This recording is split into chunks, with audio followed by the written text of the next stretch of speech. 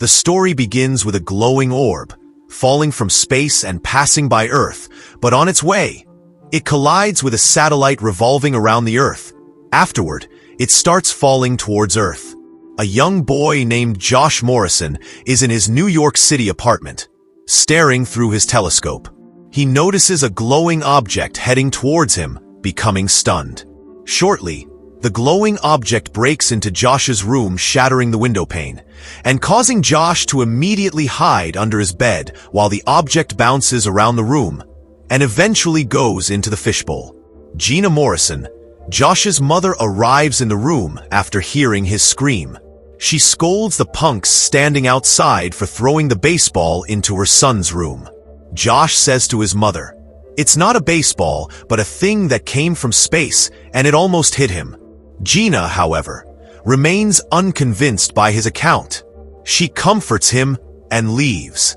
Josh sees the fishbowl and discovers that the object from space has started absorbing all of the water inside his fishbowl in one sitting, leaving Josh flabbergasted. Almost 3 months later, a mysterious fireball heads towards Earth and crash lands near the Liberty Island statue, causing a thud on Earth. When the smoke clears, it is revealed to be a spaceship resembling a human. Afterward, the spaceship rights itself, finding itself on a new planet called Earth. Later, the humanoid spaceship cleans its clothes using its alien technology. It boards a ship, discovering many people boarding it. On the ship, an elderly lady gently smiles at it, and the spaceship can't figure out how to respond to her. So it gives her a creepy smile by imitating the lady, causing her to leave immediately. Afterward, it continues to act weirdly.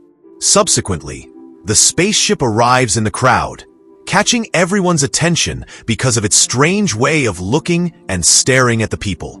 It starts crossing the street when it is not permitted, as indicated by the signboard. Consequently, it is hit by a speeding car, driven by Gina Morrison. She immediately gets out of the car and checks on the spaceship, which looks like a human. The ship sits up, taking everyone aback. Gina notices that the man's foot is broken, so she rushes back to her car to fetch her phone in order to call an ambulance. But when she comes back, the man is no longer there. The spaceship arrives in a lonely place and stands still. Subsequently, its mechanical ear opens, showing a few humanoid aliens inside. A tiny alien comes outside by hanging from a thread, fixing the foot of the spaceship. Now we see the interior of the spaceship, where many tiny humanoid aliens are working to keep the ship operational. The captain of the ship also looks very human and pilots the spaceship from the command deck, located in its head. The captain informs the crew members that their ship has managed to survive the impact. Afterward, he asks the engineer how long they can operate at full capacity. The engineer explains that they have 48 hours at most, and after that, system functions will fail.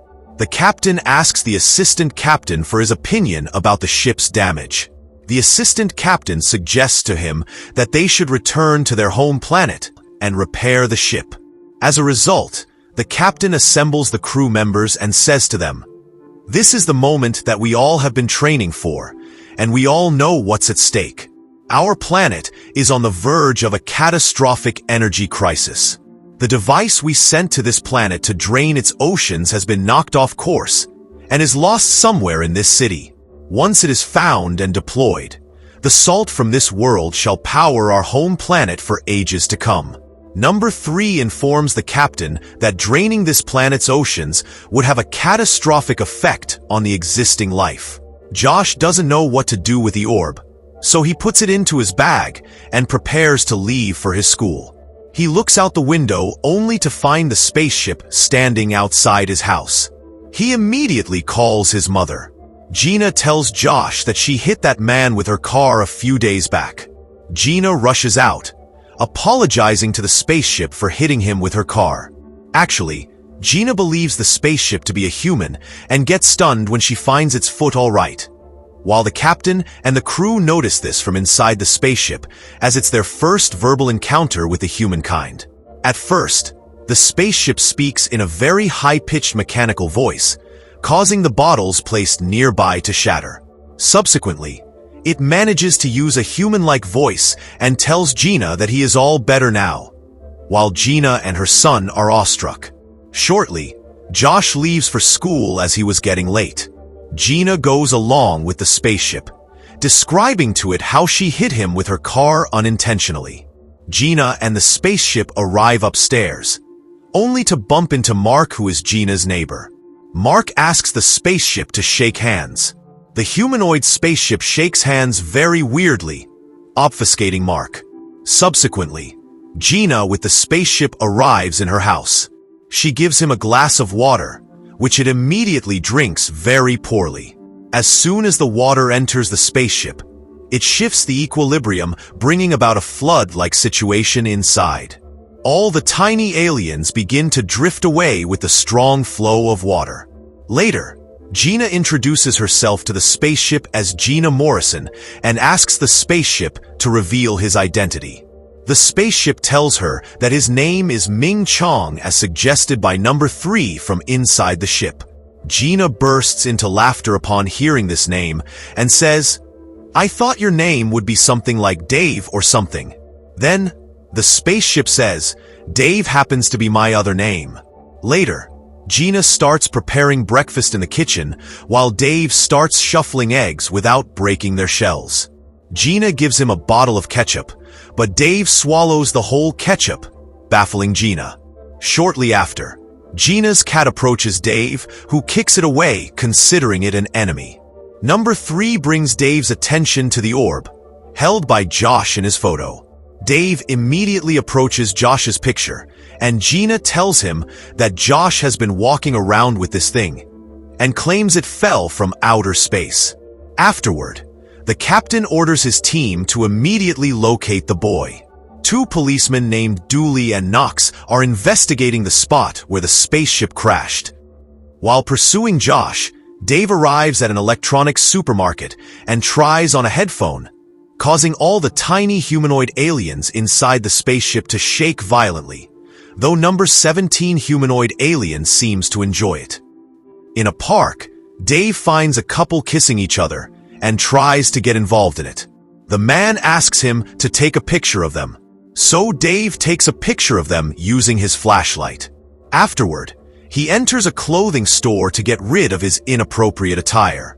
The store owner welcomes him, saying welcome to Old Navy. The captain asks number 3 to decipher the meaning of welcome to Old Navy. Number 3 reveals that it seems like a ritual greeting.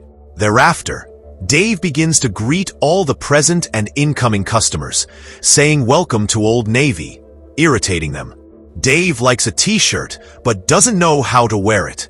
Frustrated, he starts messing with the neatly arranged clothes in the store. Later, he approaches the payment counter with the t-shirt and scans a $20 bill lying on the counter. Confused, he comes into the changing room, where bizarrely, he begins producing money from his body. Josh is in his class with the orb. Just then a bully boy named Rich arrives, snatching the orb from him. Dave also arrives at the school, following Josh. He enters the class, finding Josh there. Subsequently, he quickly writes the unified field theory on the blackboard with both hands, blowing the children away. One of the students approaches him and wants him to sharpen his pencil. Dave inserts the pencil into his nostril, sharpening it. Later, he takes Josh out of the class and tells him that he has something that belongs to him. Josh asks him how he heard about it, and it can't be his, as it had come from outer space. Then, Josh reveals that he doesn't have the orb anymore, as it has been snatched by Rich. Dave asks him where he can find Rich. Then, Josh explains that he doesn't know where Rich lives. Nevertheless, he runs into him in the neighborhood. Shortly, a group of robbers arrives in the store, holding everyone at gunpoint. One of the goons tries to knock down Dave, but Dave, who is way more powerful than any human being on this planet, hurls him away. Afterward, he snatches the gun of the remaining goon, forcing him to rush off. Josh says to Dave, I don't know where Rich is now, but tomorrow is my mother's birthday, and we will go to our neighborhood street fair, and everyone goes there. I hope we will find him there." Moments later, Dave and Josh arrive home and play a video game at which Dave shows his incomparable skills. Meanwhile, Gina comes home and becomes happy after finding Dave at home. Josh tells his mother how Dave saved him at the store from the armed robbers. Cop duly carries on with his research and is determined to unravel the mystery while his partner Knox digs at him. Due to his undeterred efforts, Dooley crafts a face model that almost looks identical to Dave. After eating, Gina requests Dave to clear the table. Dave enthusiastically swipes his arm across it, dropping everything onto the floor, leaving Gina feeling almost furious. Dave observes a painting hanging on the wall and becomes curious to know about it. Gina says to Dave, "I remember when I painted this, I felt love." Dev asks her, "When do you know you feel love?" Gina explains that when you feel love, you don't need to ask the question. While number 3 gazes at the captain inside the ship, Dave exits into the night, walking the streets. On the way, he asks a homeless man if he can rest with him. The kind-hearted man allows Dave to rest with him. Later, the old magnanimous man covers him with his own blanket as it is chilling cold at night. The captain inside the ship says to his crew, "This man has nothing, yet he offers to share his sole source of warmth." Then, number 3 says, "It seems they are a more complex species than we imagined." In a very short period of time, the tiny humanoid aliens have started changing after landing on Earth. Now they feel what they never felt in their home planet, Nil. It is morning, and Dave is still resting along the roadside, but soon wakes up when the engineer informs him that the power reserve is at 20%, that gives them only further 12 hours, and they must find the orb. Dave swings carefree with Josh and Gina, enjoying the moment while inside. The captain and the crew struggle to keep their footing. Afterward, he participates in a hot dog eating competition. Dave notices his competitors scarfing down hot dogs at lightning speed while he lags behind. Dave scrambles to catch up, stuffing them in one after another, causing the tiny aliens to feel betrayed. Dave wins the competition hands down, and shortly afterward, he is handed a fluffy toy as a prize and mistakes it for his enemy, so he begins to smother it, but soon realizes it is just an inanimate object. Assistant number 3 asks the captain to hand the toy to Gina. Outside, Dave gives his reward to Gina, sending her into a state of happiness. Inside, a tiny humanoid alien requests Dave to dispose of the large quantity of processed meat tubes, so Dave goes into the restroom and does the process. Mark runs into Dave at Gina's birthday party, and Dave again behaves in a very weird way. Mark says to Dave, "If you are serious about Gina, then everything is fine because she deserves a caring and decent man in her life, but I find out that you are trying to take advantage of her using Josh as bait. You will find me in your way." In an alley, Rich bullies Josh with his friends. However, Dave arrives there, giving Rich a taste of his own medicine. Soon, he recovers his orb from him. Afterward, Dave starts playing a game with Josh and Gina. Inside the ship, the assistant captain tells Dave that they have recovered their orb, so there is no use of staying on this planet anymore. Just throw it into the ocean and head home. But Dave blows off his suggestion and carries on with his game. The ball hits Dave back on the forehead, causing him to fall unconscious on the ground. There happens to be a complete blackout inside the spaceship. A human doctor checks on Dave, while the tiny humanoid aliens consider the torchlight to be the sunlight and start panicking. The doctor gives him a shock with a machine, unknowingly restoring the power inside the spaceship. Dave apologizes to Gina for ruining her birthday and asks her to take her out to dinner. Upon hearing this, the assistant captain gets furious with Dave, asking him if he has lost his mind.